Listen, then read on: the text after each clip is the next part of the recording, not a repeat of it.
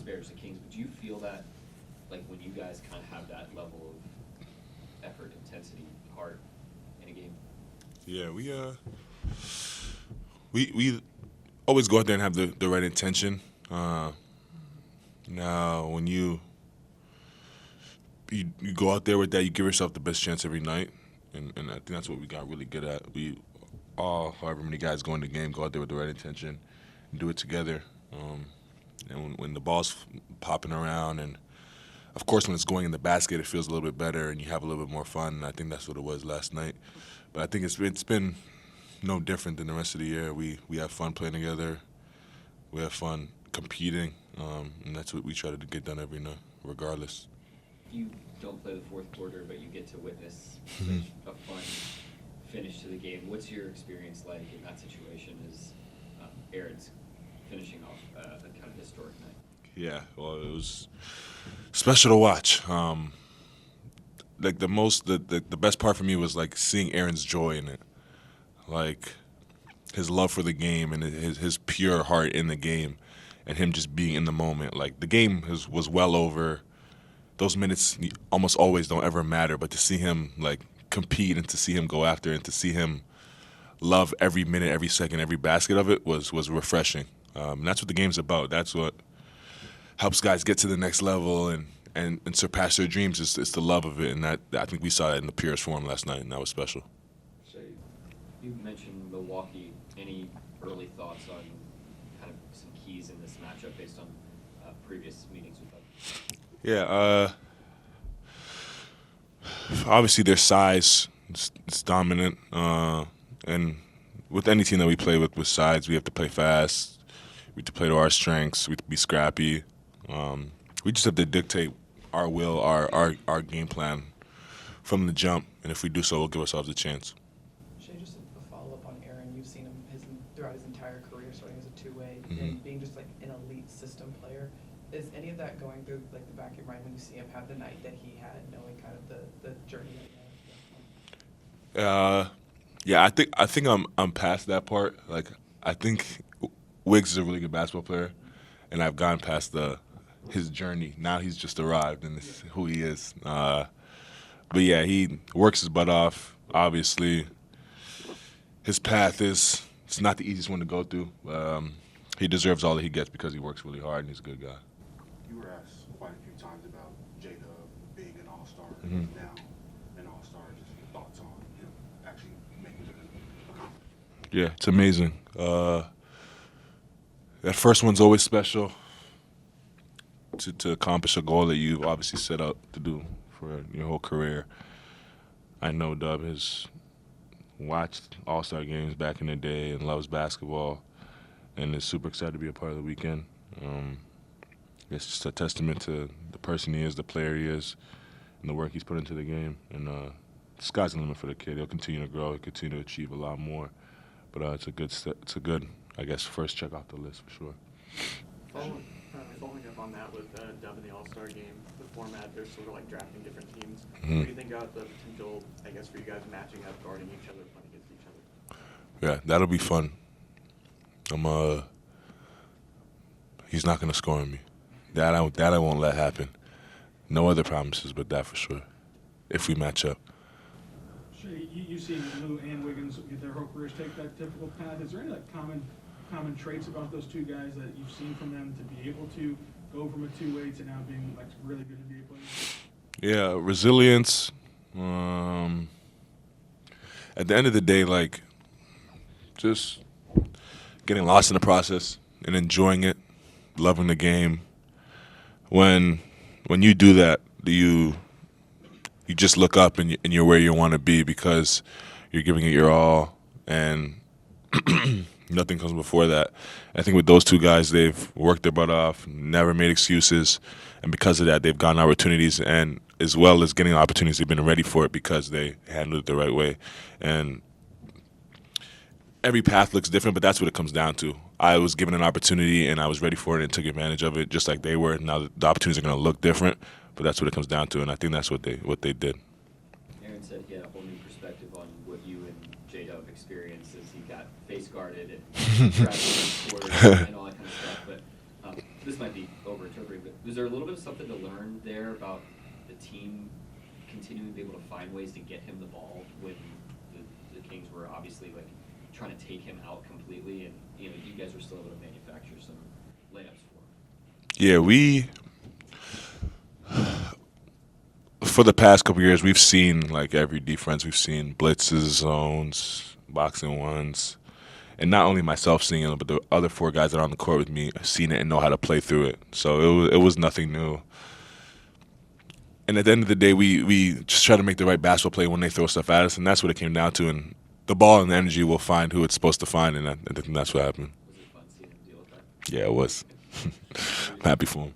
Sorry, about a year ago, this time at All-Star, you got asked who you thought could be the next face of the league. Mhm. And I guess every day since then, it's been apparent that could be you. But I guess we make assumptions from the outside as to whether that's something you even would want. Like, is that mantle of face of the league something you would want?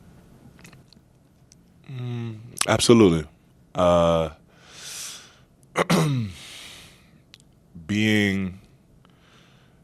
Being the face of the league would be special. It's again like something I can't control, but it's something that like would be amazing.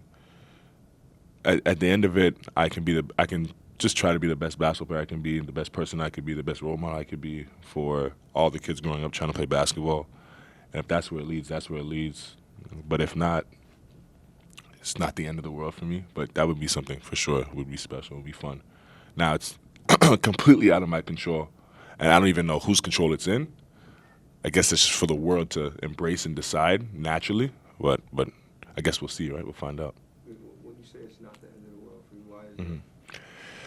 I play the game at the end of the night to compete, have fun, and show kids that like if you work really hard, you can achieve anything you want to achieve. And as long as I do those 3 things, that'll be the end of the world for me. And especially having a son recently has shown me like the example and the role model that I should and can be for younger kids growing up.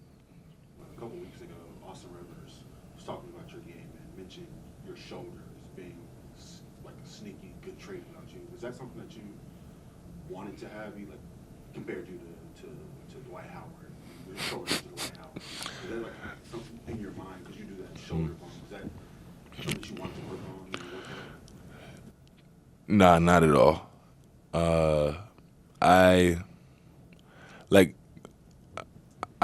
Growing up, I had to like find ways to score, and I guess that was just one of them naturally that came to me. And then I've just worked on my entire body. I never like emphasized it. Now I think it more goes into it than just shoulder strength, but nah, it wasn't something that I like set out to do or like it's just something that came to be and a weapon of mine that I've found to use. Do you remember when you wanted to add that to your game? I honestly don't. I don't remember adding it. It just was something I just did to create space from a young age. I don't remember like, all right, I'm gonna add this move. I don't. Just a quick follow-up to the other question I asked. When you hear face of the league, like is that synonymous with best in the league too? Is there a distinction there? No, I think. I mean, and the it's the cream of the crop. It's the top of the league for sure. Now, the best in the league, like all those things are opinionated, so it's gonna go back and forth. But it's up there for sure. You're one of the top 3-5 players if you are the face of the league for sure. So you'd be okay in a world where maybe you're the best, but you're not the face per se? I mean, yeah, I would be okay being the best in anything, not just basketball, but absolutely. And all those things are cool and fun, but like most importantly, winning championships is the most important thing and what really sets you apart in all those conversations. And I think like you take care of that, everything else will follow, for sure. Shai, between being like the creative director over at Converse and then you have the stuff with like fashion shows and then now you're going to release some music. You're obviously like a very creative guy. You've talked about your game about sort of just exploring. Wait, I'm gonna release some music? That's what somebody. Maybe I'm wrong. Maybe you're wrong or right. You never know. You're obviously a very creative guy. You talked about sort of like exploring like the backboard of like just trying different things. How does that sort of like creative mindset help you on the floor?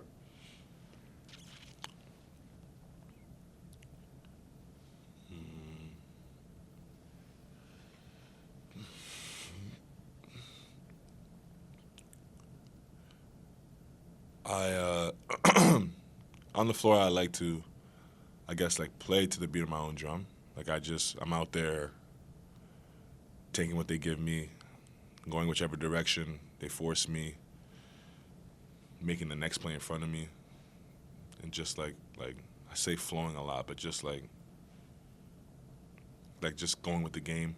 And I think like part of creativity is that as well.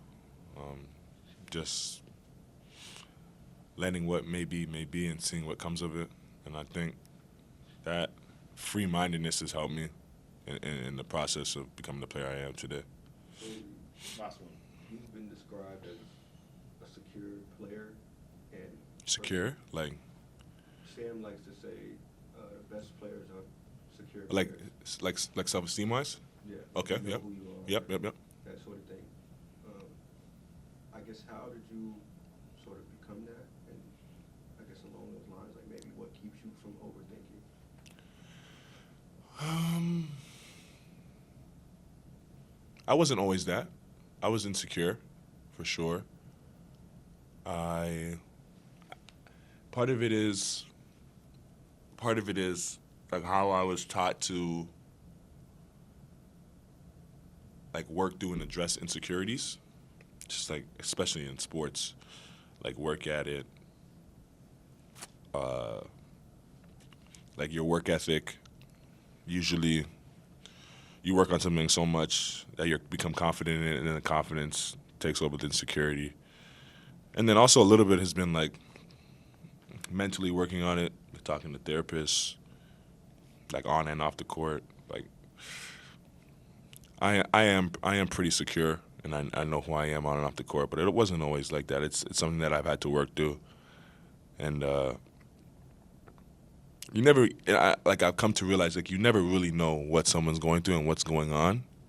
So like having that humbleness about it and knowing that like I'm not the only one that's feeling this or going through this has helped me kind of embrace the insecurities, and ultimately once you embrace them and tackle them, they become your strengths. You've had therapists. I want to get your early thoughts on maybe what that game out in Vegas taught you guys that you'll need to be able to be sharper on tomorrow. Yeah, I'm looking forward to seeing how we play, because I think we're a different team than we were then. They probably are too. I haven't spent a lot of time on them yet, but it's a good opportunity for us to try to. Obviously, we didn't play our best game that night. It's one game, and I'm excited to see how we respond and some of the improvements we've made since then. Isaiah had some really impressive passes last night, and the one that stands out the most is the backdoor pass that he made to Wiggins on that back cut. And I was just wondering what you've seen from him over his time here and how he's been able to kind of anticipate those plays and watch them unfold to make those sort of passes. He's always had that.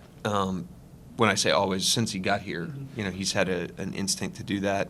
And has wanted to do that. I think he gets energy. Jay Will's like this too. Those guys had like 13 assists last night between them. They get energy from passing the same way that a lot of guys get energy from scoring or making a shot. He's done a nice job lately. The best passers, it's the passes they can throw. It's also the passes they don't throw. And because when you are over aggressive in those plays, they turn into turnovers. We want him to be aggressive because obviously those end in layups. Yeah. There's huge upside to those plays, but we also don't want him to be hasty either. And I think he's doing a nice job of striking that balance. On the receiving end of that, have you noticed the other guys kind of be more aware, maybe more aggressive, trying to find those cracks, knowing that Isaiah will make that pass to him? Yeah, I think that's just what happens when you play with somebody like that. It's like you understand that if you open, then you're going to get it. And so you cut a little harder. It's like advanced passing. You run harder if you're playing with somebody that advances it. And I would say it's similar with him with the cutting.